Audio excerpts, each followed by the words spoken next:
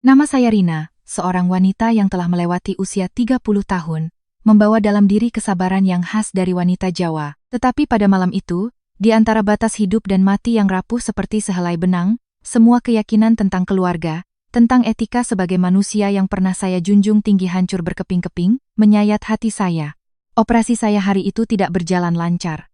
Plasenta previa sentral membuat saya kehilangan banyak darah, tekanan darah anjlok tak terkendali.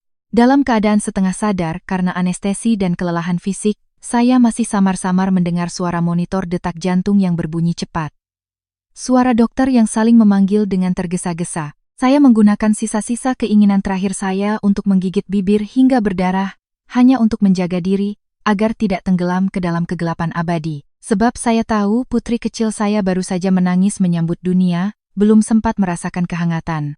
Ketika saya didorong dari ruang pemulihan intensif ke ruang perawatan biasa, seluruh tubuh saya terasa seperti dilindas truk, luka operasi sepanjang lebih dari sejengkal di perut bagian bawah terasa perih, nyeri yang menusuk hingga ke otak. Kedua kaki saya masih mati rasa, berat seperti terikat timah, tidak bisa digerakkan. Pendarahan membuat wajah saya pucat pasi, bibir kering dan pecah-pecah. Bahkan untuk bernapas pun saya harus bersusah payah menghirup udara dingin berbau alkohol medis. Di saat paling lemah, saat paling sakit bagi seorang wanita yang baru saja lolos dari maut, yang paling dirindukan adalah tatapan kasihan dari suami, adalah genggaman tangan yang menguatkan dari keluarga. Pintu kamar perawatan berderit pelan. Cahaya dari koridor masuk, membentuk bayangan seorang wanita parubaya bertubuh gemuk, mengenakan blus beludru merah marun yang mewah. Itu adalah Ibu Ratna, ibu mertua saya. Dia melangkah masuk dengan angkuh, tumit sepatunya mengetuk lantai keramik, menghasilkan suara yang berwibawa. Wajahnya saat melewati pintu masih tersenyum antusias, matanya yang tajam mencari-cari ke arah boks bayi. Pasti membayangkan cucu laki-laki penerus keluarga, dia buru-buru mendekat, mulutnya berbicara riang. Mana? Cucu laki-laki Oma mana? Kenapa disembunyikan terus waktu USG? Bikin Oma deg-degan. Pasti pinggul besar begini untuk melahirkan anak laki-laki, kan? Tetapi ketika dia membuka tepi popok, melihat gelang nama di pergelangan tangan bayi itu yang dengan jelas tertulis jenis kelamin perempuan. Senyum di bibirnya membeku seolah ditampar keras. Hanya dalam sekejap, wajah Ibu Ratna berubah drastis. Dari ekspresi gembira, otot-otot wajahnya mengendur, kedua alisnya menyatu menjadi kerutan kesal. Tatapan matanya melirik bayi merah yang sedang tidur pulas itu lalu melesat lurus ke arah saya. Menantu perempuan yang terbaring lemah, sulit bernapas di ranjang rumah sakit. Penghinaan terpancar jelas di setiap sudut bibirnya yang terangkat. Kukira sehebat apa? Dia melontarkan satu kalimat, nadanya panjang penuh sindiran, pahit menggema di seluruh ruangan yang sunyi. Bikin repot seluruh keluarga harus menunggu, dikira bisa melahirkan anak laki-laki untuk melanjutkan garis keturunan keluarga ini, ternyata cuma anak perempuan. Saya tertegun, jantung saya seperti diremas. Luka operasi di perut yang sakit terasa tak ada apa-apanya dibandingkan tamparan tak terlihat dari kata-kata ibu mertua yang 1000 kali lebih menyakitkan. Saya membuka mulut hendak berbicara, tetapi tenggorokan saya yang kering tidak mampu mengeluarkan suara. Air mata mengalir dari sudut mata. Dia sama sekali tidak peduli pada air mata saya. Dia mendengus dingin, suara menghina yang khas dari ibu-ibu mertua kejam di sinetron mulai keluar seperti air bah. Sial sekali keluarga ini. Saya sudah pergi ke dukun. Katanya tahun ini kamu akan melahirkan anak laki-laki. Bagaimana bisa kamu malah melahirkan anak perempuan? Padahal sudah makan enak, hidup enak sampai gemuk. Cuma melahirkan anak laki-laki saja tidak becus. Anak perempuan nanti juga akan pergi ke rumah orang lain, melayani keluarga orang lain, tidak ada gunanya. Cuma menghabiskan nasi saja. Setelah berkata begitu, dia bahkan tidak sudi melihat cucu kandungnya lagi. Dia merapikan tas tangan bermereknya. Hadiah ulang tahun yang saya belikan dengan kartu kredit saya sebelumnya, lalu berbalik badan, tumit sepatunya kembali mengetuk lantai menuju pintu. Tidak ada satu kata pun bertanya bagaimana keadaan menantunya. Tidak ada satu lirikan pun untuk melihat apakah saya butuh minum. Dia dengan dingin menyatakan sebelum menutup pintu.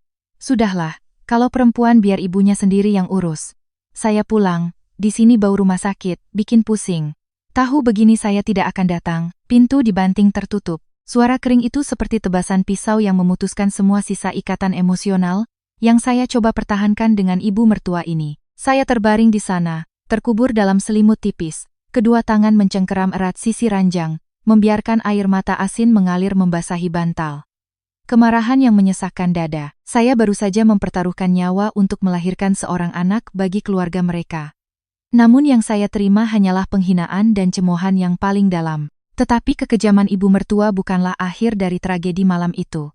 Jika sikap dingin Ibu Ratna adalah seember air es yang disiramkan ke wajah saya, maka sikap Budi, pria yang sah menjadi suami saya, adalah sebilah pisau yang menusuk langsung ke dada, kejam dan mematikan. Budi mengenakan kemeja kusut, wajahnya mengantuk, kesal, dan penuh kejengkelan. Bukannya menggenggam tangan istrinya yang baru saja melewati maut untuk melahirkan anaknya.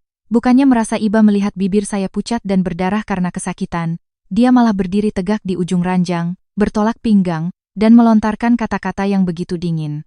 Lihat kan? Sudah kubilang nanti saja melahirkannya. Tapi kamu malah mendesak tengah malam begini, membuat seluruh keluarga panik. Sekarang ibu marah dan pulang. Kamu puas sekarang? Saya membuka lebar mata saya yang basah air mata, menatap pria yang selama ini tidur di sisi saya. Saya tidak percaya dengan apa yang saya dengar. Dia menyalahkan saya. Dia menyalahkan seorang wanita yang pecah ketuban dan melahirkan prematur karena bekerja terlalu keras mencari uang untuk keluarga ini, sebagai sengaja melahirkan tengah malam untuk mengganggu seluruh keluarga. Saya berbisik, suara saya lemah dan serak. Mas bilang apa? Ibu memarahi aku karena melahirkan anak perempuan. Ibu pulang. Mas tidak membela aku sedikit pun, malah menyalahkan aku? Budi mengerutkan kening, mengibaskan tangannya ke udara, menunjukkan rasa jijik. Memang ibu salah? Ibu sudah lama mengharapkan cucu laki-laki. Ibu sudah susah payah pergi ke dukun, membelikanmu banyak suplemen mahal, berharap kamu melahirkan anak laki-laki. Sekarang yang keluar anak perempuan, wajar saja ibu kecewa. Kamu tidak berguna. Melahirkan anak laki-laki saja tidak bisa. Ya harus terima. Jangan bertingkah seolah-olah cuma kamu yang bisa melahirkan. Semua perempuan juga melahirkan. Jangan banyak mengeluh. Dia berbicara lancar tanpa sedikit pun rasa bersalah.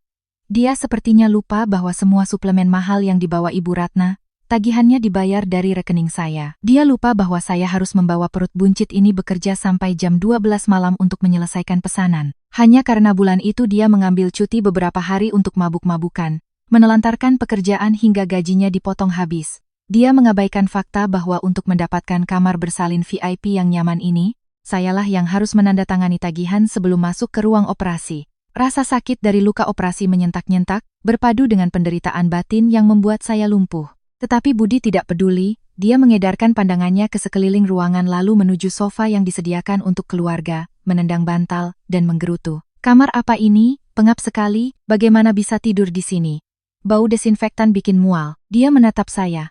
Matanya tidak menunjukkan sedikit pun rasa kasihan. Hanya kejengkelan dari seseorang yang kenyamanan pribadinya terganggu. Sudah. Kamu panggil saja suster kalau butuh apa-apa, aku harus pulang tidur. Besok aku ada rapat di kantor, tidak bisa begadang menemanimu. Di sini melelahkan, bikin pusing. Kalau bayinya menangis, kamu tenangkan sendiri, jangan berisik mengganggu orang lain. Selesai berkata, dia tidak menunggu reaksi saya, juga tidak sudi melihat wajah putri kecilnya yang terbaring manis di box. Dia berbalik, mengambil jaket yang tersampir di kursi, dengan santai membawa kantong makanan ringannya dan langsung keluar. Langkahnya tergesa-gesa seolah melarikan diri dari wabah penyakit yang menjijikkan. Seolah takut harus mengganti popok, takut harus membuat susu, takut menghadapi tanggung jawab sebagai seorang ayah, seorang suami. Pintu tertutup untuk kedua kalinya malam itu. Suara kunci berbunyi klik, mengurung saya dalam kesendirian yang paling dalam di antara 4 dinding rumah sakit yang putih pucat. Ruangan di sekitar menjadi sunyi menakutkan, hanya tersisa suara detak jam dan napas teratur putri kecil saya. Saya terbaring tak bergerak, merasa seperti jatuh ke dalam lubang hitam tanpa dasar, air mata kepahitan terus mengalir di kedua pelipis, membasahi bantal. Saya menangis tanpa suara karena takut jahitan operasi akan terbuka. Hati saya seperti disayat-sayat dengan silet, mengeluarkan darah tanpa henti. Ternyata inilah keluarga yang telah saya korbankan masa muda saya, yang saya peras keringat saya untuk membangunnya. Ternyata di mata mereka, saya hanyalah mesin pembuat anak, tidak lebih. Sebuah mesin pencetak uang yang rajin, dan ketika saya tidak bisa menghasilkan putra mahkota yang mereka inginkan, saya langsung dibuang seperti barang rongsokan yang bau.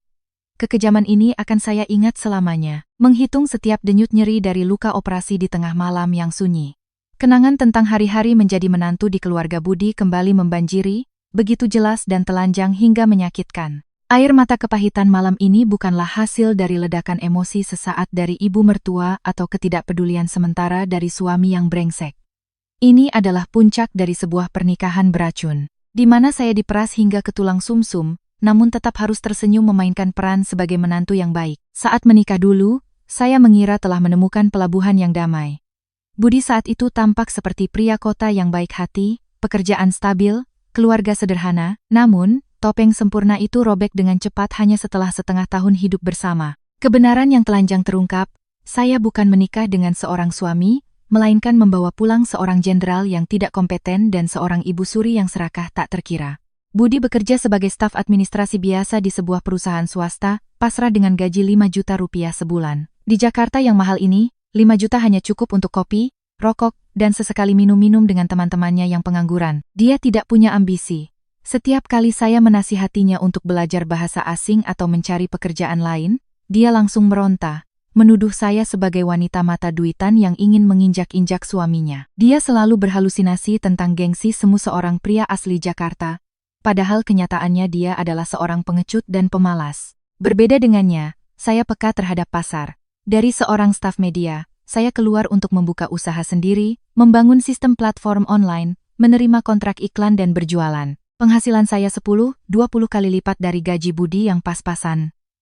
Dan secara alami, semua beban keuangan keluarga ini ditimpakan sepenuhnya ke pundak saya. Listrik, air, internet, belanja harian, semua tagihan secara otomatis dipotong dari rekening saya. Setiap kali makan tidak ada salmon atau steak wagyu, pasti Ibu Ratna akan meletakkan mangkuknya dengan kasar. Akhir-akhir ini keluarga kita sedang susah ya, makannya seperti orang miskin begini. Tetapi yang paling menyakitkan bukanlah soal lauk pauk, melainkan cara dia mengubah saya menjadi mesin ATM berjalan tanpa batas untuk melayani kesombongannya. Ibu Ratna dikenal sebagai pensiunan pejabat yang terhormat, tetapi sebenarnya dia pecandu pamer di media sosial. Dia bergabung dengan berbagai grup, arisan pensiunan, grup senam, grup pengajian. Setiap kali grup-grup itu mengadakan tur wisata ke Bali, Lombok, hingga Thailand dan Korea, dia akan meminta uang kepada saya dengan nada setengah memerintah setengah mengancam. Akhir bulan ini ibu-ibu mau ke Bali.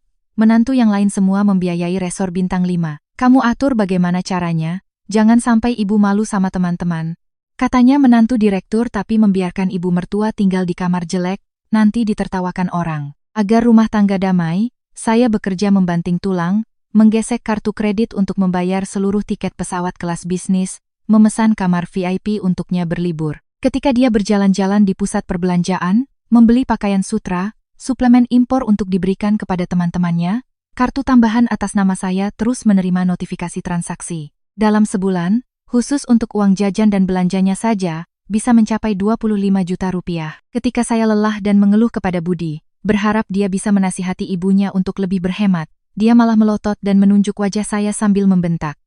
Kamu pelit sama ibuku, cari uang buat apa kalau tidak bisa memberikan kehidupan yang layak untuk orang tua? Sebagai menantu, membiayai keluarga suami adalah kewajiban, itu berkahmu. Jangan bawa-bawa sifat perhitungan dari kampungmu ke sini. Keluarga ini tidak butuh menantu durhaka. Kewajiban. Dua kata itu seperti belenggu yang mengikat leher saya. Pengorbanan saya memeras tenaga.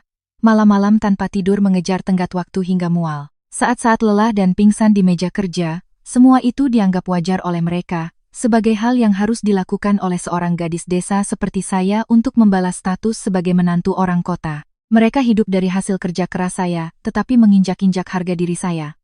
Mereka memeras susu saya lalu berbalik menghina saya. Mengingat semua itu, dalam kegelapan rumah sakit, saya merasa begitu bodoh.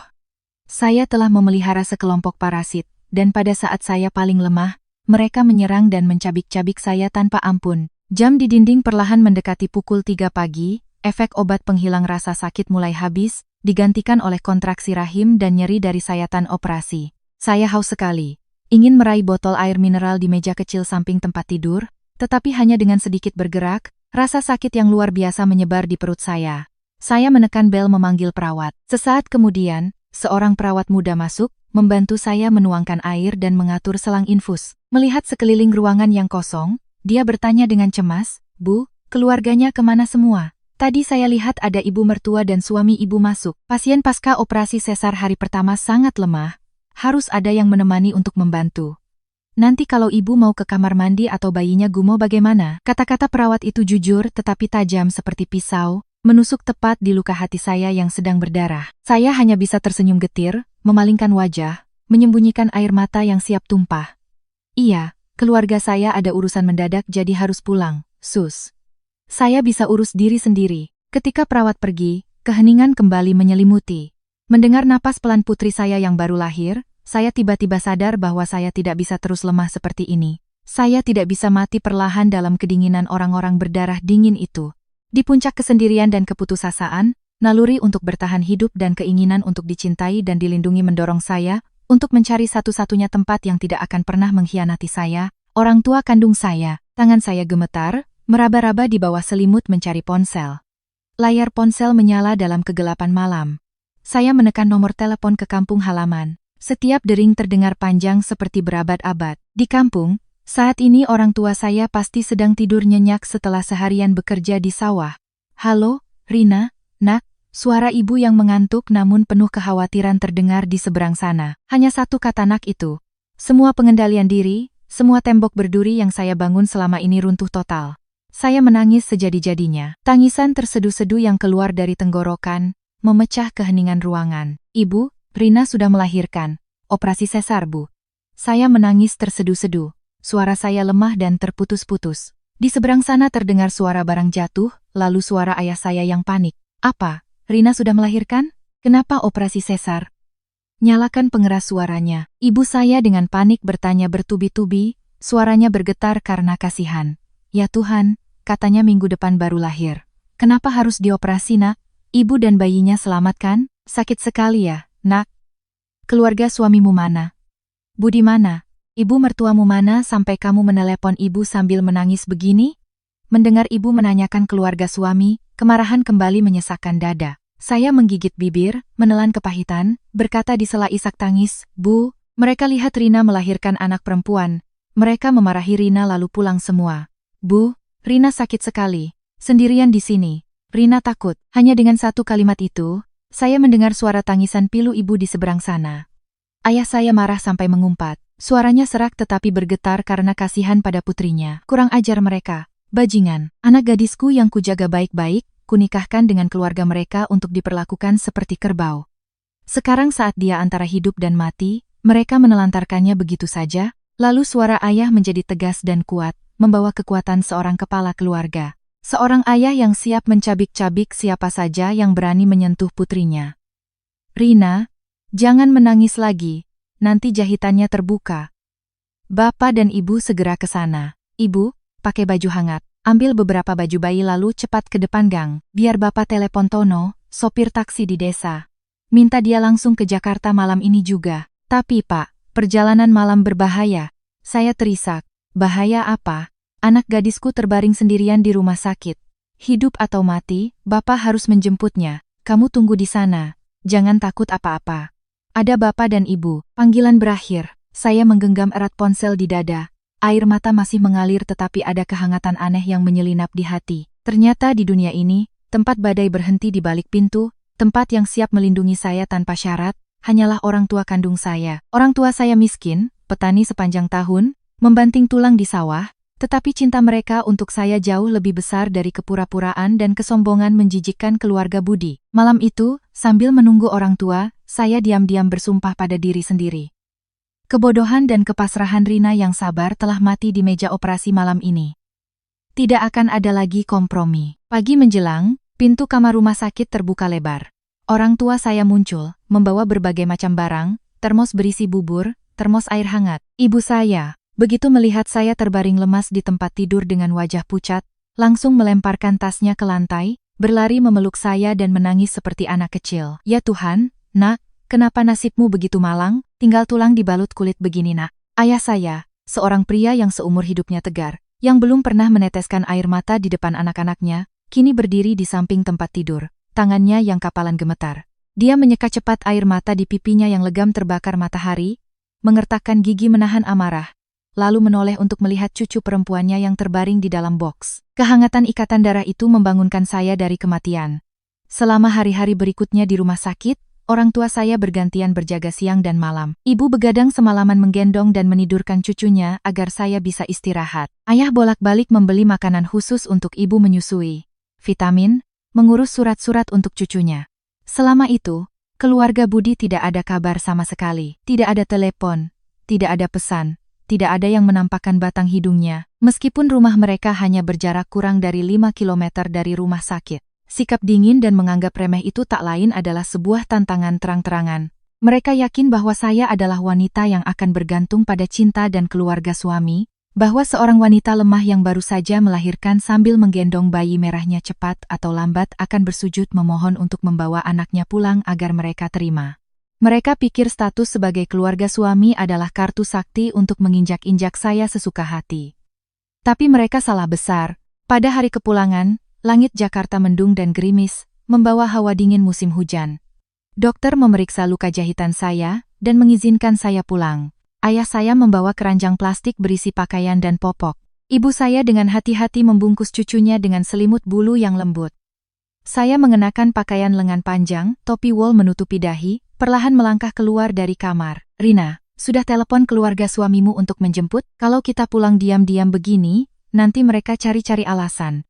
Bilang orang tua tidak bisa mendidik anak, tanya ibu saya pelan, matanya masih menunjukkan kekhawatiran terhadap adat istiadat sebagai menantu. Saya berhenti di koridor rumah sakit, menarik napas dalam-dalam, menatap ibu dengan pandangan yang tegas, dan dingin yang belum pernah ada sebelumnya. Tidak perlu telepon siapa-siapa, Bu, kita pulang ke rumah kita, rumahku. Rumah bapak dan ibu, bukan rumah kos yang dihuni sekawanan lintah pengisap darah itu. Ibu jangan khawatir omongan orang. Mulai saat ini, aku bukan lagi menantu keluarga siapapun. Nanti bapak panggil taksi, kita sekeluarga langsung pulang ke kampung. Ayah saya yang mendengar itu, matanya berbinar setuju, mengangguk tegas. Betul, pulang ke rumah kita. Keluarga macam apa yang menelantarkan menantunya yang sekarat saat melahirkan hanya karena melahirkan anak perempuan? Itu jenis binatang. Bukan manusia. Pulang ke rumah neneknya, bapak dan ibu yang akan merawat kalian berdua, tidak butuh keluarga mereka. Taksi berhenti di depan pintu rumah sakit, saya menggendong putri saya dan dengan susah payah masuk ke kursi belakang. Pintu mobil yang dibanting tertutup seolah menutup selamanya babak kehidupan yang memalukan sebagai istri dan menantu selama 3 tahun terakhir. Mobil melaju menuju jalan tol, langsung menuju desa yang damai. Saya menyalakan ponsel, membuka aplikasi pesan. Ruang obrolan dengan Budi masih kosong. Pesan terakhir adalah darinya yang meminta saya mentransfer Rp50.000 untuk membeli voucher game, sehari sebelum saya pecah ketuban. Saya tersenyum sinis. Selamat tinggal kehidupan menjadi inang bagi parasit, gumam saya. Saya tidak meninggalkan pesan apapun, tidak ada kabar kepulangan dari rumah sakit. Sisa penyesalan terakhir atau kelembutan hati seorang wanita tradisional telah mereka hancurkan. Mereka ingin diam. Saya akan berikan mereka keheningan yang mematikan. Mereka menganggap pengabdian saya sebagai kewajiban. Saya akan menunjukkan kepada mereka apa itu karma. Mobil melaju menembus hujan, membawa saya pulang ke rumah orang tua, sekaligus secara resmi membuka babak baru pembalasan paling kejam, yang akan segera diterima oleh para benalu berkedok keluarga suami itu. Taksi berhenti di depan gerbang besi berkarat yang dirambati tanaman liar di rumah orang tua saya di desa. Begitu turun dari mobil, angin pedesaan yang sejuk membawa aroma jerami dan asap dapur yang khas menyambut saya, membuat saya merasa seperti terlahir kembali. Rumah panggung 3 petak yang tua muncul di hadapan saya. Meskipun tidak semewah apartemen mewah di kota, namun rumah ini memeluk saya dengan kedamaian yang menenangkan. Setibanya di rumah, ibu saya bergegas ke dapur, menyalakan api untuk merebus air daun sirih dicampur sedikit garam untuk membersihkan tubuh saya. Ayah saya dengan susah payah mengeluarkan ayunan bambu kecil dari kamar yang telah ia anyam sendiri sejak mendengar kabar saya hamil. Dengan hati-hati melapisi dengan selimut katun paling lembut untuk menyambut cucunya. Melihat kedua orang tua yang rambutnya mulai memutih itu sibuk, keringat membasahi dahi mereka, namun mata mereka berbinar bahagia melihat bayi mungil yang tidur nyenyak, hati saya terenyuh. Hari-hari berikutnya selama masa nifas adalah hari-hari di mana saya diperlakukan seperti seorang ratu sejati, bukan dengan kartu kredit tak terbatas, melainkan dengan cinta kasih tanpa batas dari orang tua. Setiap pagi, ibu saya bangun subuh untuk pergi ke pasar membeli daun katuk paling segar, memilih potongan kaki sapi terbaik untuk dibuat sop agar ASI saya lancar. Makanan saya selalu hangat, sepiring daging giling dengan kunyit yang kuning cerah, semangkuk sayur bening daun katuk dengan daging cincang yang manis. Malam hari, setiap kali si kecil menangis, ibu saya langsung terbangun, mengambil alih menggendong, dan menenangkannya agar saya bisa tidur nyenyak untuk memulihkan luka operasi. Ayah saya, pria yang terbiasa memegang cangkul, kini dengan canggung belajar cara memandikan cucunya, berjalan berjinjit setiap kali si kecil tidur. Kehangatan dan perlindungan dari orang tua kandung saya menjadi cermin yang memantulkan kekejaman dan kebusukan menjijikkan dari orang-orang yang mengaku sebagai keluarga suami. Di malam yang sunyi, sambil memeluk putri kecil saya menatap langit-langit, pikiran saya berkecamuk. Apa salah saya? Saya mengorbankan masa muda, membanting tulang mencari uang seperti orang gila, mengurus keluarga suami dari hal terkecil hingga perjalanan liburan mewah, agar ibu mertua bisa pamer. Saya menempatkan mereka di atas kepala saya. Sabar menahan sifat patriarki dan gengsi semu suami bergaji 5 juta. Tapi apa hasilnya? Mereka menganggap saya mesin uang, mesin pembuat anak. Ketika saya mempertaruhkan nyawa melahirkan anak perempuan, mereka langsung membuang saya, menghina, dan menelantarkan saya di rumah sakit. Semakin saya berpikir, kemarahan semakin membara. Saya benci kebodohan dan kepasrahan saya selama 3 tahun terakhir. Melihat keringat orang tua saya yang menetes karena kasihan pada anak dan cucunya, saya tersadar, mengapa saya harus menggunakan keringat dan air mata saya untuk menggemukkan sekelompok parasit tak tahu malu? Mengapa saya harus membiarkan putri saya tumbuh di rumah yang menjunjung tinggi pemikiran patriarki yang kuno? Tidak. Kesabaran telah mati. Menantu penurut bernama Rina telah mati di meja operasi hari itu. Saya harus menuntut keadilan untuk diri saya sendiri dan putri saya.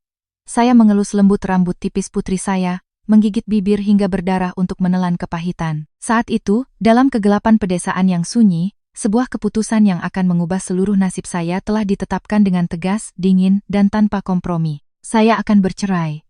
Tapi sebelum menandatangani surat cerai yang akan menyingkirkan orang-orang itu dari hidup saya akan menggunakan tangan ini untuk mencekik semua sumber kehidupan mereka, memutus semua bantuan, agar mereka merasakan penghinaan dan penderitaan kemiskinan yang seharusnya mereka alami. Sementara saya berada dalam masa nifas, menikmati setiap suapan bubur hangat penuh kasih sayang di rumah ibu saya, di apartemen di Jakarta, sarang yang saya hias dengan uang saya sendiri, suasananya justru riuh rendah seperti pesta. Belakangan, melalui cerita dari tetangga yang baik dan imajinasi yang sangat akrab dengan sifat mereka, saya tahu betul betapa senangnya Ibu Ratna dan putranya selama ketidakhadiran saya, sang ATM berjalan. Mereka sama sekali tidak menyesal atau khawatir tentang menantu yang baru saja operasi sesar, menghilang dari rumah sakit.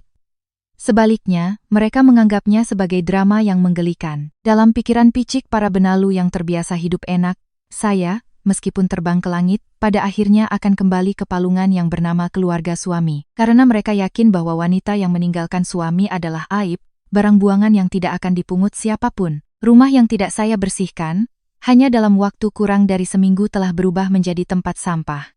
Piring kotor menumpuk berjamur, berbau asam di wastafel. Lantai penuh dengan abu rokok budi dan jejak sepatu kotor. Tapi ibu dan anak itu tidak peduli, mereka sedang asyik menikmati kebebasan tanpa tangisan bayi.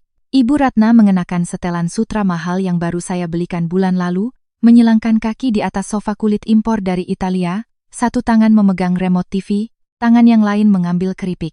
Budi berbaring di karpet, matanya terpaku pada layar ponsel bermain game, sesekali mengumpat keras. Siang itu, ibu dan anak itu memutuskan untuk memanjakan diri dengan makanan enak. Budi mengambil ponselnya, menjelajahi aplikasi pesan antar makanan. Dengan kebiasaan, dia secara otomatis memilih pembayaran melalui kartu kredit saya yang sudah terhubung di ponselnya. Lobster panggang keju, steak wagyu. Makan siang seharga lebih dari 1,2 juta rupiah diantar sampai ke pintu. Mereka menatanya di meja kaca, makan sambil tertawa, menyindir ketidakhadiran saya dengan kata-kata yang sangat kejam. Biarkan saja dia. Ibu Ratna menyeringai, menyesap segelas anggur. Wanita yang baru melahirkan memang labil, sedikit-sedikit marah. Biarkan saja dia pulang ke kampung diurus kakek neneknya. Melahirkan anak perempuan saja gayanya seperti melahirkan pangeran. Kita jadi bebas tidak perlu mengurus popok dan cucian. Budi menyantap sepotong besar daging sambil menimpali ibunya dengan sikap angkuh. Aku juga tidak peduli. Ditelepon tidak diangkat. Ya sudah, aku tidak telepon lagi. Gengsi murahan, sudah menikah ya harus ikut aturan keluarga suami. Tidak bisa melahirkan anak laki-laki, dikritik sedikit saja sudah merajuk. Tenang saja Bu, paling-paling beberapa hari lagi. Bosan di kampung, pasti dia akan segera menggendong anaknya ke sini, bersih-bersih dan melayani kita lagi. Zaman sekarang wanita dicerai, mana ada yang mau.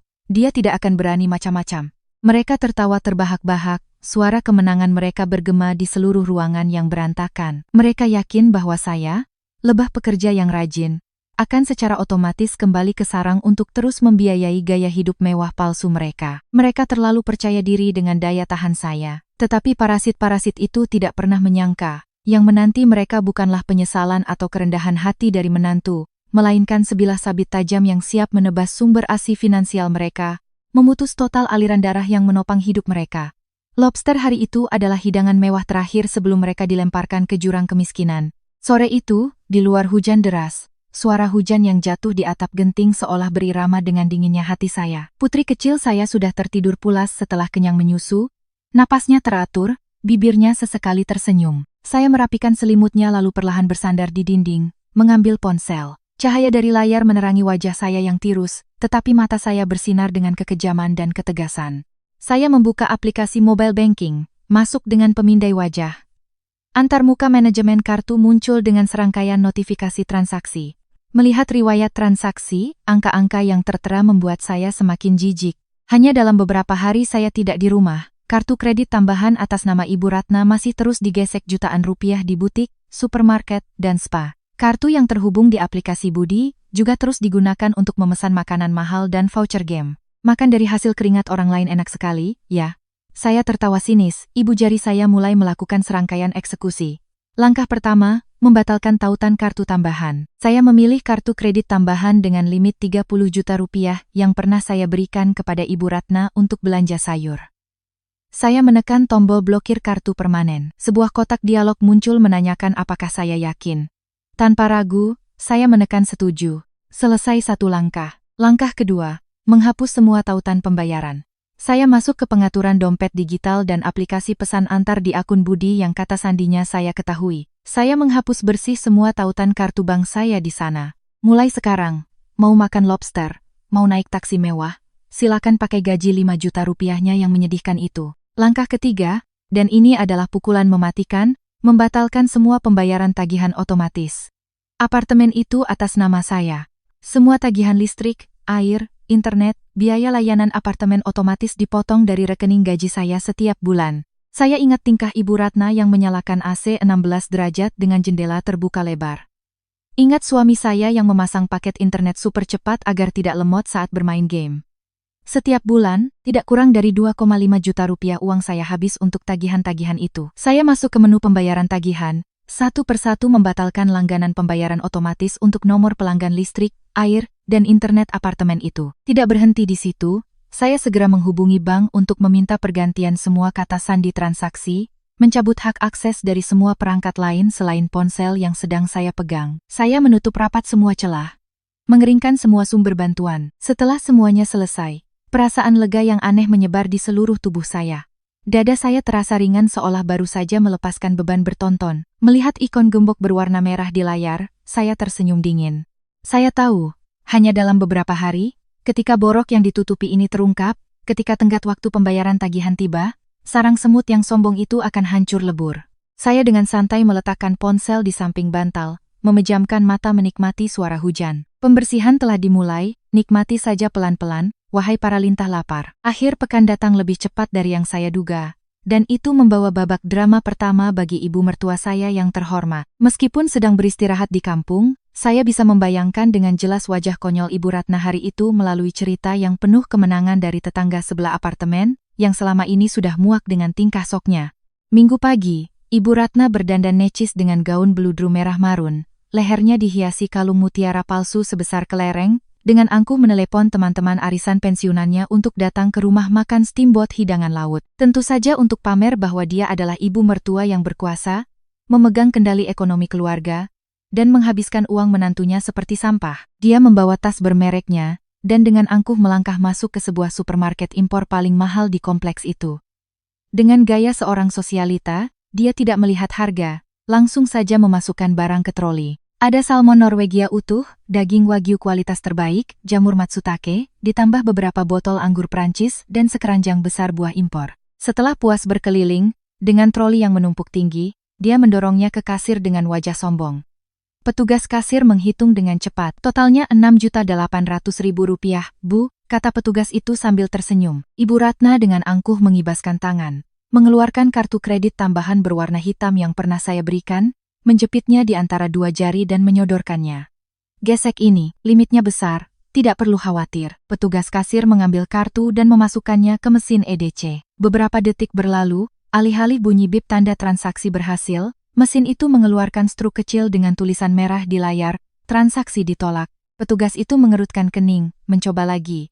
Tetap gagal. Maaf, Bu, kartunya ditolak. Sepertinya sudah diblokir dari sistem. Apa ada kartu lain atau uang tunai? Senyum angkuh di wajah Ibu Ratna membeku. Matanya melotot, dia merebut kartu itu dan menggesek-gesekannya di udara, suaranya mulai gagap.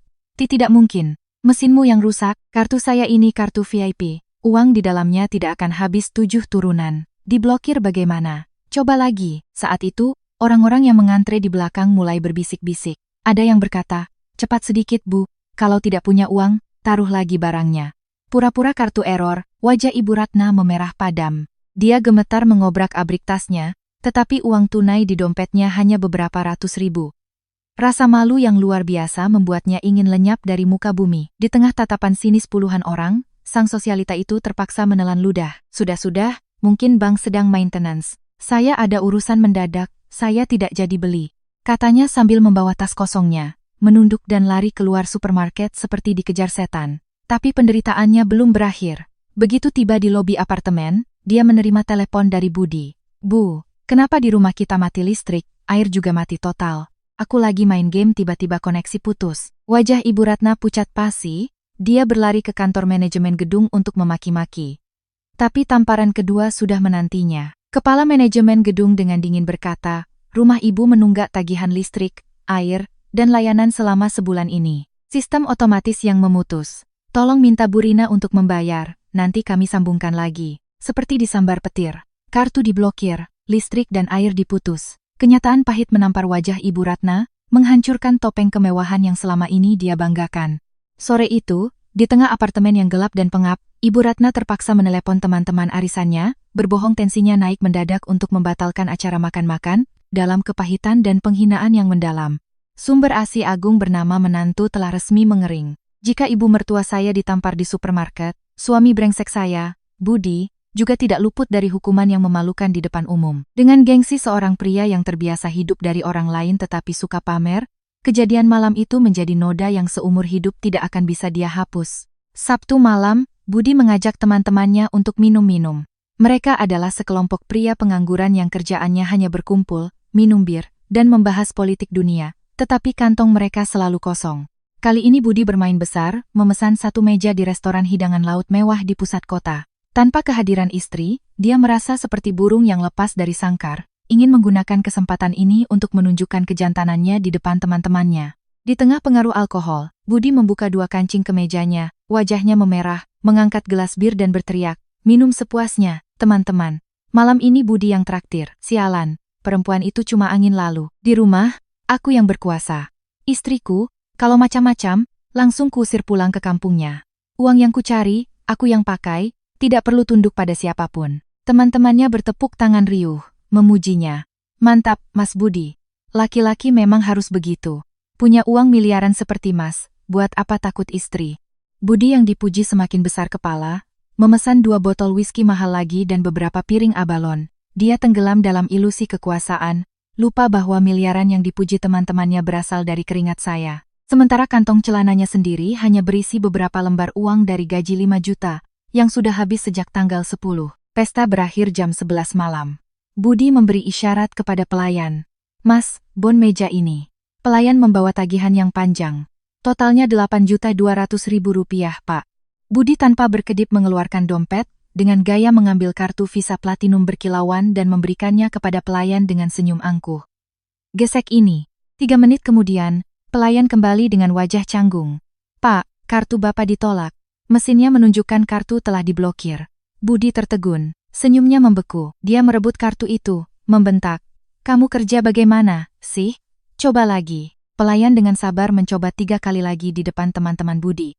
Mesin EDC terus berbunyi, transaksi gagal, bergema di restoran yang sepi. Suasana menjadi canggung. Teman-teman Budi yang tadinya mabuk mulai sadar. Tatapan mereka berubah dari kagum menjadi curiga, lalu menjadi cibiran. Seorang temannya yang gemuk tertawa sinis. Bagaimana Mas? Tadi sombong sekali. Kartunya limitnya habis atau sudah dipotong jatah sama istri? Kalau tidak punya uang bilang saja, tidak perlu pamer. Yang lain menimpali, sudah kuduga. Gaji 5 juta mau traktir di restoran bintang 5. Buang gengsi semumu itu.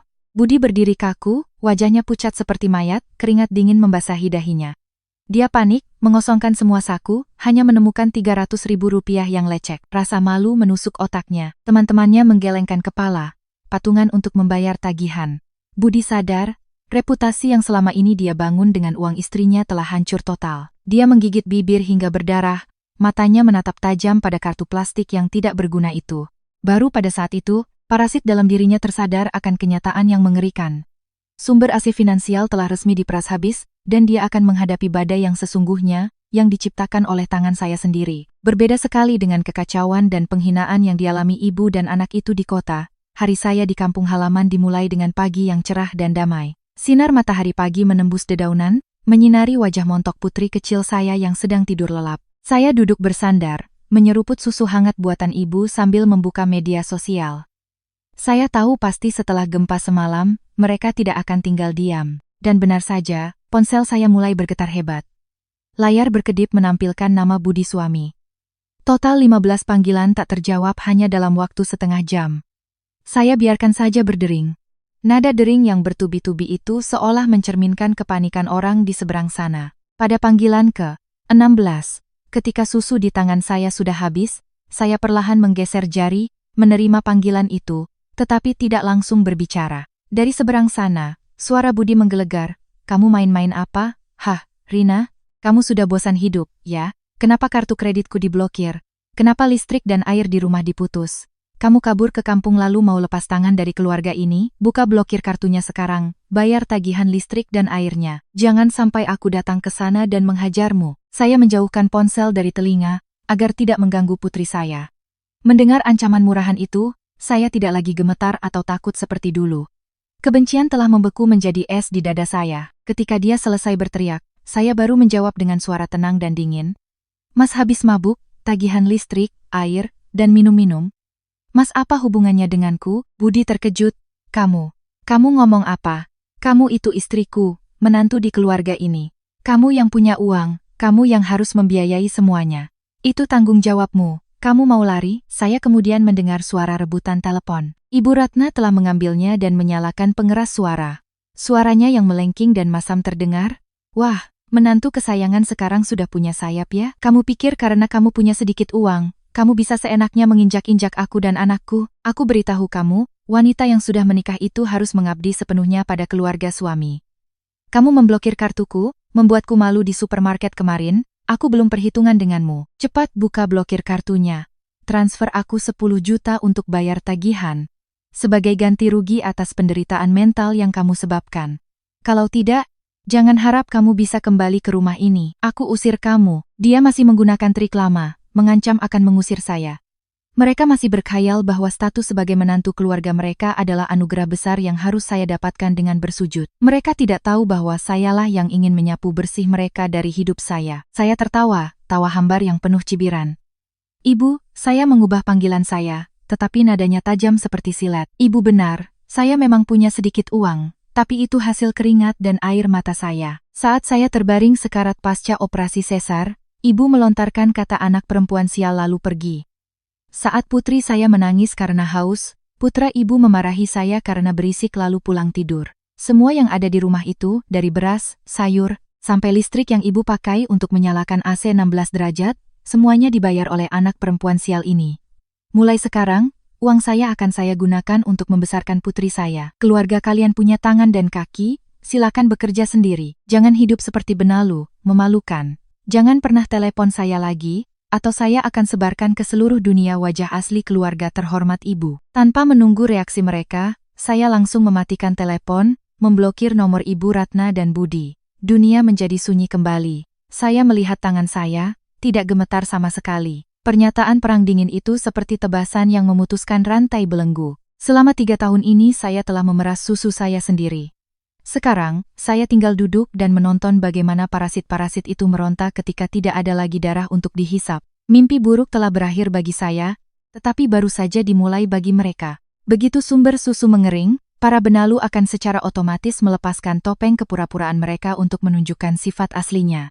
Hal itu terbukti benar pada ibu dan anak dari keluarga Budi. Setelah panggilan telepon yang tegas dari saya, ketika mereka menyadari semua panggilan berikutnya diblokir, mereka mulai menggila. Topeng keluarga terpelajar dan ibu mertua yang terhormat terkoyak, digantikan oleh kemarahan kotor dari orang-orang yang sumber hidupnya terputus. Mereka tidak bisa menelepon, jadi mereka beralih ke pesan. Serangkaian pesan SMS dan WhatsApp dari nomor-nomor tak dikenal membanjiri ponsel saya seperti hujan asam. Saya membukanya.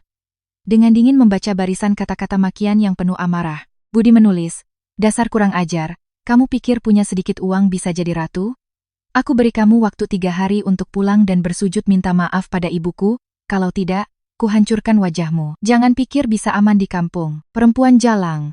Pasti kamu memberikan uangmu pada laki-laki lain makanya kamu berani memblokir kartu, kan? Kamu melahirkan anak perempuan. Jangan-jangan itu anak haram dari laki-laki lain. Akan kuseret kamu ke pengadilan. Kurebut hak asuh anak darimu sampai kamu hidup lebih sengsara dari mati."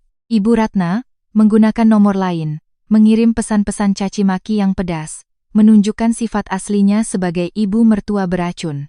"Dasar orang kampung tidak berpendidikan. Kalau orang tuamu tidak bisa mendidikmu, biar aku yang mendidikmu ulang. Sudah numpang hidup di rumah suami, sekarang mau mencekik kami.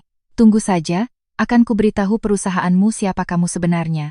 Lihat saja apa kamu masih punya muka untuk berbisnis." Jika ini adalah Rina 3 tahun yang lalu, mungkin saya sudah hancur, menangis meraung-raung atau ketakutan hingga menelepon untuk meminta maaf.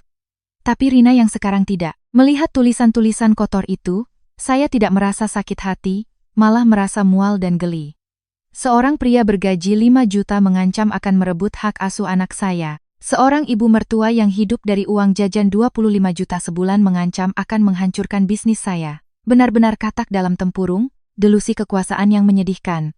Saya tidak membalas 1 titik pun. Saya dengan tenang mengambil tangkapan layar setiap pesan, menyimpan tanggal, waktu, dan nomor pengirimnya. Rekaman suara ancaman yang ditinggalkan di kotak suara juga saya simpan dengan hati-hati ke 2 akun cloud yang berbeda. Saya tahu dalam pertarungan hukum, air mata tidak menyelesaikan masalah. Hanya bukti kuat yang menentukan kemenangan. Setelah mengumpulkan cukup bukti penghinaan dan ancaman, saya menelepon Santi, teman kuliah saya yang sekarang menjadi pengacara spesialis kasus perceraian. "San, ini aku, Rina. Aku sudah memutuskan, aku akan menceraikan Budi." Di seberang sana, Santi menghela napas, suaranya penuh dukungan. "Akhirnya kamu sadar juga, Rin. Sudah berapa kali aku nasihati, tapi kamu terus saja sabar. Kali ini ada apa sampai kamu begitu yakin?" Saya dengan tenang menceritakan semuanya. Dari malam mengerikan di ruang pemulihan, sikap kejam ibu mertua, ketidakbertanggung-jawaban Budi, hingga tindakan saya memblokir kartu dan bagaimana mereka meneror saya. Santi mendengarkan, terdiam sejenak, lalu mengumpat. "Kurang ajar sekali. Kamu jangan takut, serahkan semuanya padaku. Tugasmu sekarang adalah kumpulkan semua rekening koran selama 3 tahun terakhir. Buktikan bahwa kamu satu-satunya yang membayar semua tagihan, belanja, dan membiayai mereka. Ambil juga kwitansi biaya operasi. Minta salinan rekam medis yang membuktikan kamu membayar semuanya sendiri." "Lalu pesan-pesan makian dan ancaman itu bagaimana?" tanya saya. "Simpan baik-baik, jangan dihapus. Itu bukti kekerasan verbal yang sangat menguntungkan. Pengadilan sekarang sangat melindungi perempuan dan anak-anak. Dia memakimu, mengancam akan memukulmu. Akan kugunakan itu untuk meminta perintah perlindungan dan membuktikan karakternya yang buruk. Dia mengancam akan merebut hak asuh anak." Tertawakan saja, pria bergaji 5 juta tanpa aset, ditambah lagi punya catatan kekerasan verbal, hakim mana yang akan memberikan anak padanya? Percakapan dengan Santi seperti menyuntikkan dosis antibiotik yang kuat.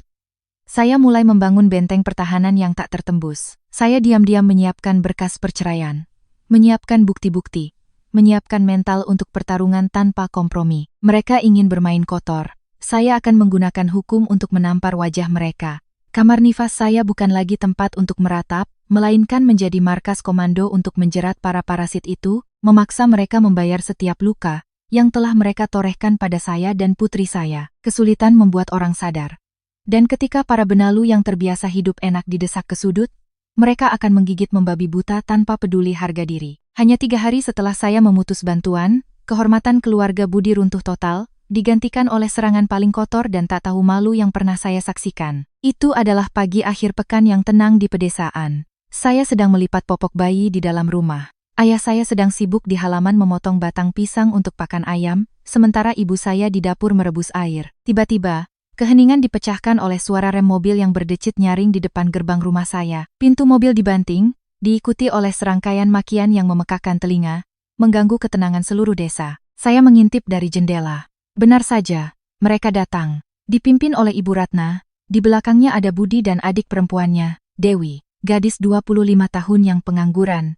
Kerjaannya hanya meminta uang pada saya untuk membeli tas dan kosmetik. 3 wajah memerah, berkeringat setelah perjalanan jauh, dengan agresif menyerbu gerbang rumah saya seperti gerombolan preman penagih utang. Buka gerbangnya. Mana si Rina? Keluar kamu. Ibu Ratna mengambil batu bata dan menggedor-gedor gerbang besi. Suaranya serak tapi melengking. Budi berdiri di sampingnya, bertolak pinggang, wajahnya penuh amarah. Pak, Bu, ada di rumah tidak? Keluar dan lihat kelakuan anak emas kalian ini. Sudah menikah tidak mau mengurus keluarga suami. Seenaknya membawa anak kabur, memblokir kartu, memutus listrik dan air. Kalian mendidik anak macam apa ha? Dewi juga tidak mau kalah, dia berteriak sekeras mungkin agar para tetangga mendengar.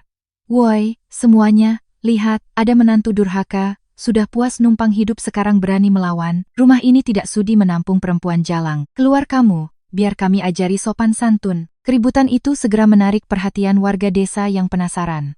Para tetangga mulai menjulurkan kepala dari pagar, menghentikan sepeda, dan berdiri berbisik-bisik. Mereka sengaja membuat keributan, menggunakan tekanan sosial dan rasa malu orang desa untuk memaksa orang tua saya mengalah dan menyuruh saya tunduk. Mereka pikir orang tua saya adalah petani miskin yang lugu, yang akan takut pada status besan dari Jakarta. Mereka pikir saya akan takut orang tua saya dipermalukan, dan segera berlari keluar untuk bersujud memohon ampun. Tapi mereka salah besar. Mereka tidak tahu bahwa meskipun orang tua saya sederhana, cinta mereka pada putrinya lebih kuat dari ancaman manapun. Mendengar suara gedoran dan makian yang ditujukan pada putrinya, ayah saya melempar pisaunya. Wajahnya yang legam terbakar matahari mengeras karena amarah. Tangannya yang kapalan mengepal, urat-urat menonjol di lengannya. Dia mengambil sapu lidi di sudut, melangkah dengan tegap menuju gerbang di mana 3 binatang buas itu sedang berteriak. Pertarungan sengit akan dimulai.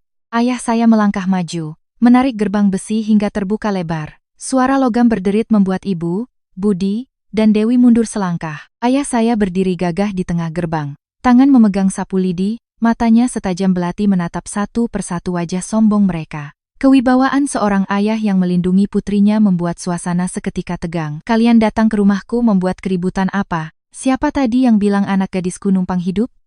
Suara ayah saya berat dan menggelegar. Budi sedikit gentar melihat mertuanya, tetapi tetap berusaha melawan. Pak, jangan membela anak Bapak. Dia itu istri saya. Dia kabur dari rumah, memutus semua biaya. Saya datang untuk menjemputnya, itu hak saya. Hak bapakmu. Sebuah suara lantang terdengar dari belakang. Ibu saya keluar dari dapur. Tangannya masih memegang lap, langkahnya cepat. Wajahnya memerah karena marah. Ibu saya, yang biasanya sabar, hari ini tidak bisa lagi menahan diri. Naluri seorang ibu untuk melindungi anaknya bangkit. Dia menunjuk wajah Ibu Ratna, dan mulai memaki, membuka semua kebusukan keluarga mereka. Bu Ratna, buka mata Anda lebar-lebar. Keluarga Anda katanya orang terpelajar dari ibu kota, tinggal di rumah mewah, tapi hidup seperti lintah pengisap darah. Anda bilang anak saya numpang hidup? Sialan, anak laki-laki Anda gajinya cuma 3 lembar. Tidak cukup untuk beli popok anaknya. Semua biaya hidup, listrik, air, liburan kalian, semuanya dibiayai oleh anak saya. Dia yang membuat kalian gemuk. Tapi saat dia sekarat di meja operasi, Anda hanya melirik cucu perempuan Anda lalu pergi dengan jijik, dan anak Anda malah pulang meninggalkannya.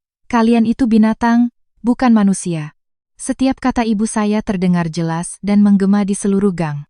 Para tetangga yang menonton terkejut, tatapan mereka beralih ke ibu dan anak itu, mulai berbisik-bisik dan menunjuk-nunjuk. Wah, ternyata benalu.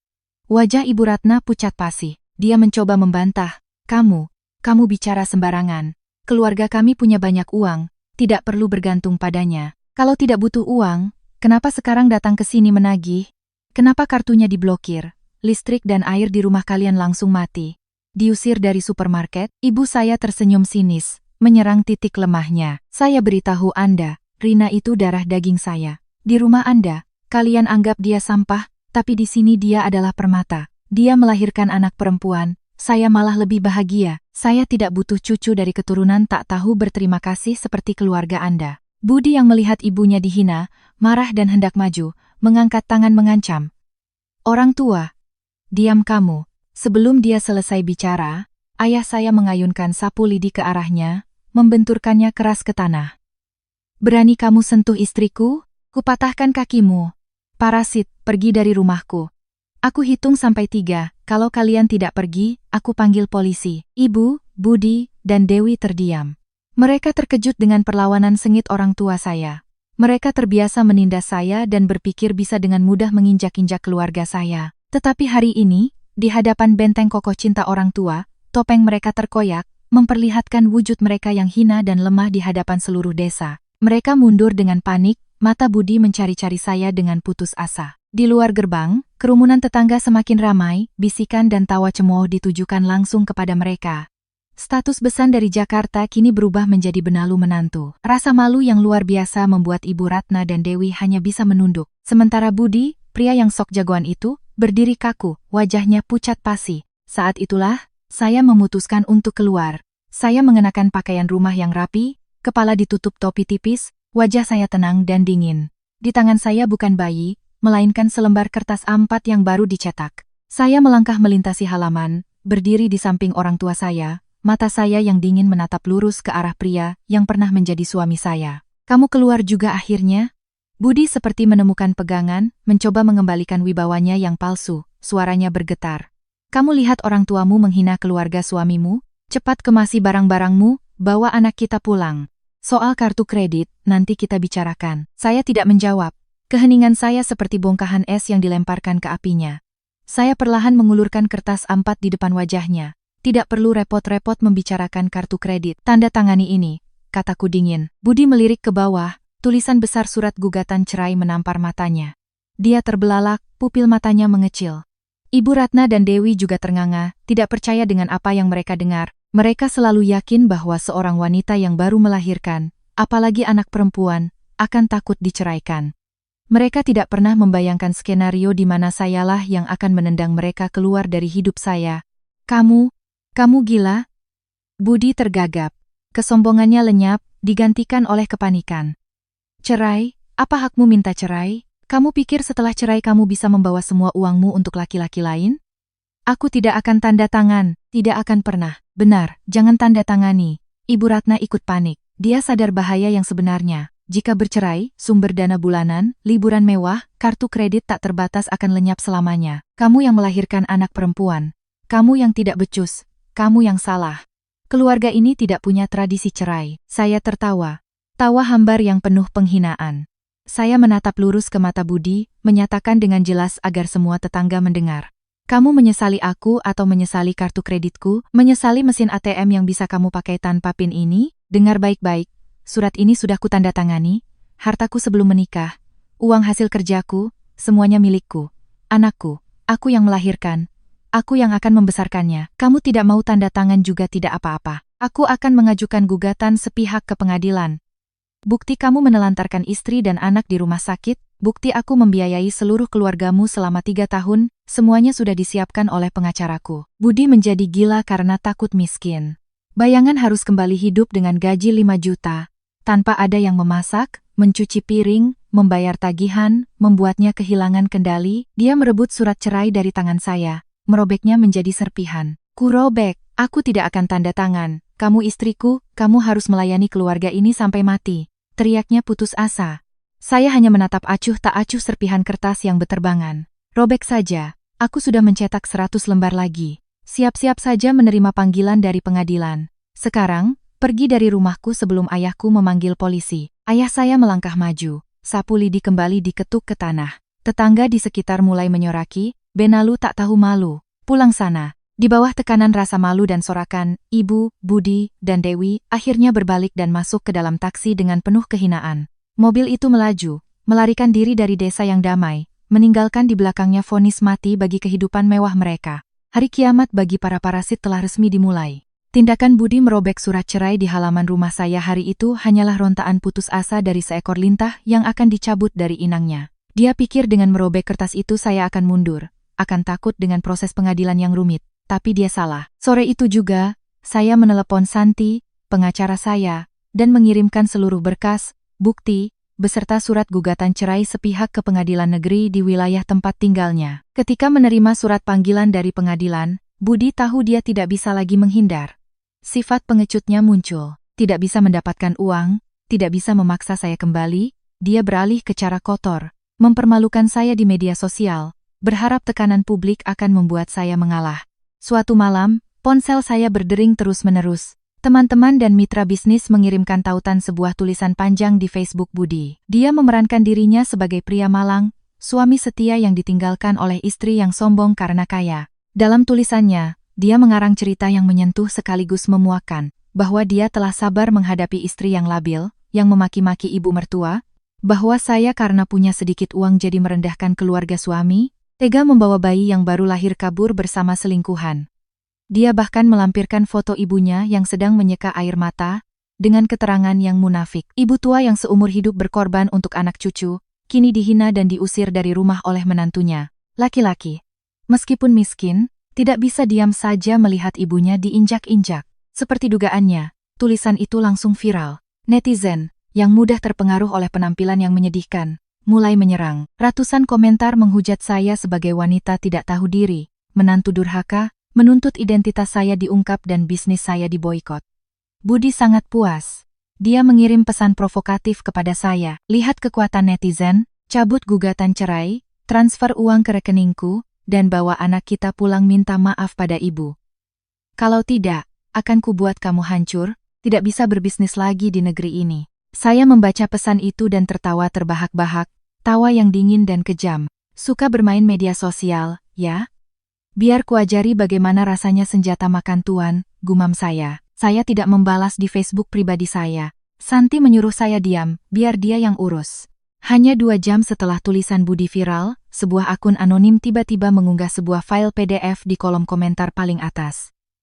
Judulnya, Kebenaran tentang suami bergaji 5 juta dan ibu mertua parasit. Isinya adalah tamparan telak yang membuat siapapun yang membacanya terkejut. Ada rekening koran yang membuktikan aliran dana puluhan juta setiap bulan dari rekening saya ke KAK. Ada bukti pembayaran tagihan listrik, air, internet, bahkan biaya minum-minum Budi, semua saya yang bayar. Yang lebih mengerikan, akun anonim itu juga mengunggah kwitansi biaya operasi sesar atas nama saya, disertai rekaman suara Budi yang memaki saya, melahirkan anak perempuan sial, buang-buang uang, jangan banyak mengeluh, lalu membanting pintu dan pulang di malam saya baru saja lolos dari maut. Terakhir, serangkaian tangkapan layar pesan-pesan ancaman dan pemerasan dari ibu dan anak itu. Angin berbalik arah dengan cepat. Netizen, setelah melihat bukti-bukti yang tak terbantahkan, langsung berbalik. Mereka sadar telah ditipu oleh seorang pria yang hidup dari istrinya. Ribuan orang menyerbu akun Budi, melontarkan makian yang 100 kali lebih kejam. Manusia macam apa, gaji 5 juta mau biaya ibu liburan mewah pakai uang istri? Pengecut, istri sekarat malah ditinggal pulang? Kamu itu iblis, bukan manusia. Sudah jadi benalu, masih pura-pura jadi korban. Hidup kotor begini, Tuhan juga jijik. Budi panik, tidak sempat menghapus komentar dan memblokir pengguna. Ponselnya diteror. Rekan-rekan kerjanya tahu, membuatnya malu dan tidak berani mengangkat kepala. Tidak tahan tekanan, dia buru-buru menghapus tulisannya, mengunci akun Facebooknya, dan menghilang. Perang di dunia maya berakhir dengan cepat, dengan penghinaan yang luar biasa menimpa pria sok jagoan itu. Dia sadar permainan kotornya hanya menggali kuburnya sendiri sebelum hari persidangan. Hari sidang cerai, langit Jakarta mendung dan kelabu, sama seperti wajah ibu dan anak itu saat memasuki gedung pengadilan. Mereka tidak lagi sombong seperti saat datang ke desa saya. Ibu Ratna mengenakan pakaian gelap, rambutnya acak-acakan. Budi terlihat kuyu. Matanya cekung karena kurang tidur dan stres dihujat netizen. Saya masuk ke ruang sidang dengan penampilan yang kontras. Saya mengenakan setelan berwarna krem yang elegan, rambut disanggul rapi, wajah dirias tipis, memancarkan kepercayaan diri seorang wanita yang telah bebas dari beban. Santi berjalan di samping saya, memegang setumpuk berkas bukti yang tebal. Ketika mata Budi bertemu dengan mata saya, dia cepat-cepat membuang muka, tampak jelas ketakutan di wajahnya. Sidang dimulai. Ketika ditanya alasan perceraian, Budi masih mencoba berkelit. Yang mulia, istri saya mengalami depresi pasca melahirkan. Kondisi mentalnya tidak stabil, makanya dia minta cerai. Saya masih mencintai dia dan anak saya. Saya mohon diberi waktu untuk berdamai. Lagi pula, jika bercerai, saya menuntut hak asuh anak karena istri saya terlalu sibuk berbisnis, tidak punya waktu mengurus anak. Santi segera berdiri, tersenyum sinis. dan membantah. Dia menyerahkan semua bukti yang telah kami siapkan. Setiap lembar rekening koran, setiap kwitansi, setiap rekaman suara ancaman, semuanya dipaparkan di hadapan majelis hakim. Yang mulia, klien saya tidak depresi. Dia sangat sadar bahwa dirinya telah diperas dan dianiaya secara mental. Saudara Budi, dengan penghasilan 5 juta rupiah sebulan, tidak punya aset, punya riwayat menelantarkan istri dan anak, dan sering menggunakan kata-kata kasar, sama sekali tidak memiliki kapasitas moral maupun finansial untuk mendapatkan hak asuh anak. Budi berdiri kaku. Kata-kata pengacara itu seperti tamparan bertubi-tubi di wajahnya. Hakim melihat berkas-berkas itu, mengerutkan kening, dan menatap Budi dengan tajam. Setelah bermusyawarah, putusan akhir dibacakan dengan tegas. Gugatan cerai saya dikabulkan. Mengenai harta bersama, karena apartemen dan mobil atas nama saya dan terbukti dibeli dengan uang saya sebelum menikah, Budi tidak mendapatkan sepeser pun. Hak asuh anak jatuh sepenuhnya kepada saya. Budi dicabut hak asuhnya, tetapi sesuai hukum, dia wajib memberikan nafkah anak sebesar 1 juta rupiah setiap bulan. Mendengar harus mengeluarkan uang untuk nafkah, sifat pelit Budi langsung muncul. Dia panik mengangkat tangan, memelas kepada hakim. Yang mulia, mohon pertimbangannya. Gaji saya hanya 5 juta. Saya harus sewa rumah, mengurus ibu saya yang sudah tua. Kalau harus membayar nafkah 1 juta, saya makan apa? Istri saya penghasilannya miliaran, dia tidak kekurangan uang.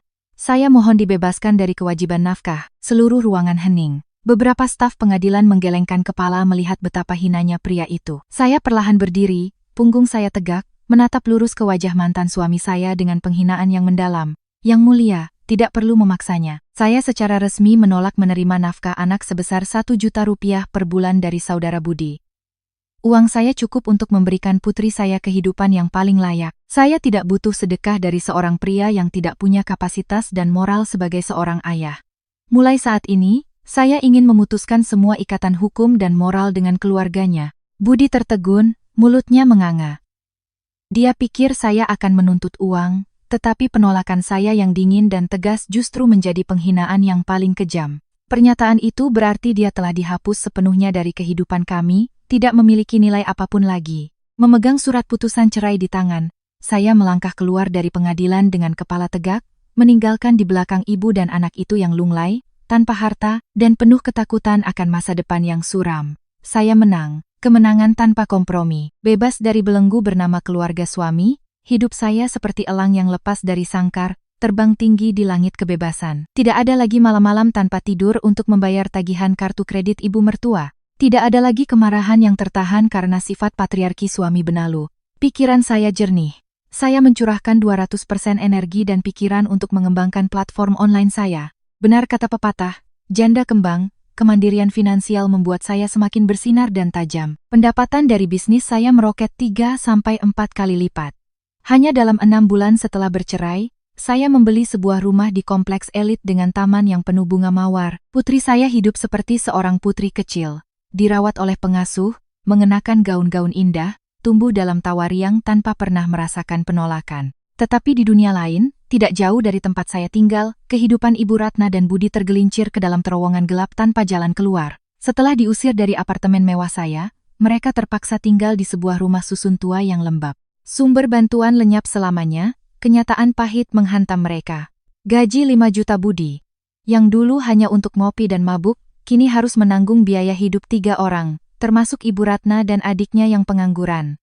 Kemewahan berakhir, lobster dan wagyu lenyap, digantikan oleh sepiring kangkung rebus, tempe orek, dan beberapa potong ikan asin. Tanpa kartu kredit saya, Ibu Ratna tidak bisa lagi ikut arisan mewah atau membeli baju baru. Teman-teman sosialitanya menjauh. Kepahitan dan kemiskinan mulai menggerogoti ikatan ibu dan anak yang selama ini hanya dibangun di atas materi. Konflik meledak. Suatu malam musim kemarau yang panas, AC tua di rumah mereka rusak, tidak ada uang untuk memperbaikinya. Makanan di meja hanya semangkuk sayur bening dan ikan asin. Ibu Ratna mengunyah ikan asin lalu membanting sumpitnya. Lihat hidupmu ini.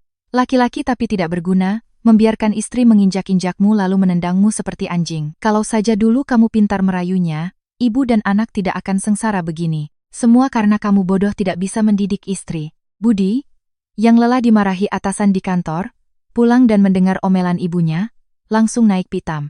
Dia membanting mangkuk nasinya hingga pecah. Ibu diam. Ibu pikir ibu tidak salah. Dulu waktu dia melayani ibu selalu menghinanya. Waktu dia melahirkan, ibu mengutuknya karena melahirkan anak perempuan lalu pergi. Dia benci karena sikap ibu yang kejam itu. Kalau saja ibu tidak boros, keluarga ini tidak akan hancur. Sekarang setelah tidak punya uang, ibu menyalahkan aku bukan mesin pencetak uang. Ibu Ratna marah, memegangi dadanya, lalu menampar Budi. Berani kamu melawan ibumu? Anak durhaka. Budi mendorong ibunya hingga jatuh ke sofa, mengumpat, lalu pergi entah kemana. Saling menyalahkan menjadi santapan mereka setiap hari. Mereka seperti binatang buas yang dikurung dalam satu kandang, tidak bisa berburu di luar, jadi mereka saling menerkam. Dan itu baru permulaan dari kejatuhan mereka. Tekanan hidup dan penghinaan membuat Budi terjerumus ke dalam judi online. Dia butuh uang cepat untuk membuktikan pada saya dan dunia bahwa dia bisa menjadi kaya tanpa istri. Awalnya dia menang sedikit, membuatnya merasa seperti dewa judi. Dia mulai mempertaruhkan seluruh gajinya. Tapi hukum judi tidak pernah berubah. Menang membuat ketagihan, kalah membuat penasaran. Dalam semalam, dia kehilangan semua uangnya. Untuk mendapatkan modal, dia mulai meminjam dari teman-teman kantor. Kalah lagi, dia mengunduh aplikasi pinjaman online dengan bunga yang mencekik. Nafsu judi membuat Budi kehilangan akal sehat. Dia diam-diam pulang, mencuri cincin emas simpanan terakhir ibunya dan menjualnya untuk berjudi.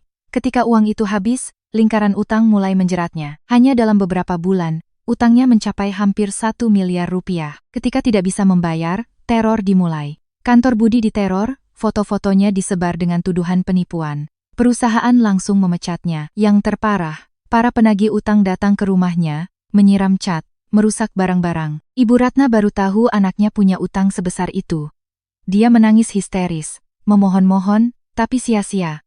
Untuk melunasi utang, mereka dipaksa menjual rumah susun satu-satunya yang mereka miliki. Di hari penyerahan rumah, Ibu Ratna meratap, mengutuk Budi sebagai anak sialan. Tanpa uang, tanpa rumah, ibu dan anak itu terpaksa menyewa sebuah kamar kos sempit beratap seng di sebuah gang kumuh yang bau. Harga yang harus dibayar untuk kesombongan, kemalasan, dan rasa tidak tahu terima kasih telah menenggelamkan mereka ke dasar masyarakat. 3 tahun berlalu.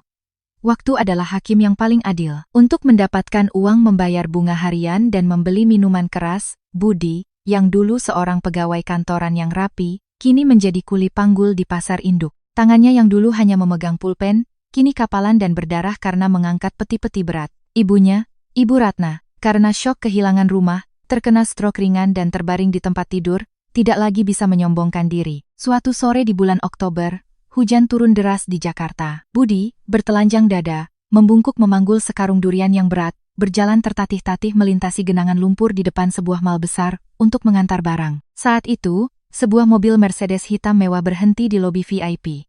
Seorang sopir membukakan payung. Dari kursi belakang, seorang wanita anggun turun. Itu adalah saya. Saya mengenakan gaun beludru hitam yang mewah, memegang tangan putri kecil saya yang melompat-lompat riang.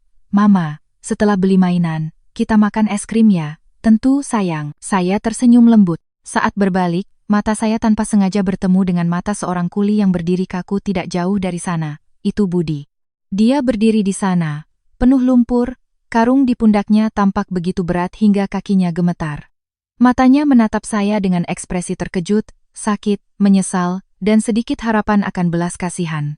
Dia menatap anak perempuan yang pernah dia sebut sial, yang kini hidup seperti seorang putri di dunia yang tidak akan pernah bisa dia sentuh lagi. Tetapi, sebagai balasannya, saya tidak menunjukkan kebencian atau kepuasan. Saya hanya menatapnya dengan keheningan yang sedingin es. Tatapan saya melewatinya begitu saja, seperti melihat sebutir debu di jalan, tidak berarti apa-apa. Saya memalingkan muka, tersenyum dan menggandeng putri saya masuk ke dalam mal yang terang benderang, meninggalkan hujan dingin di belakang.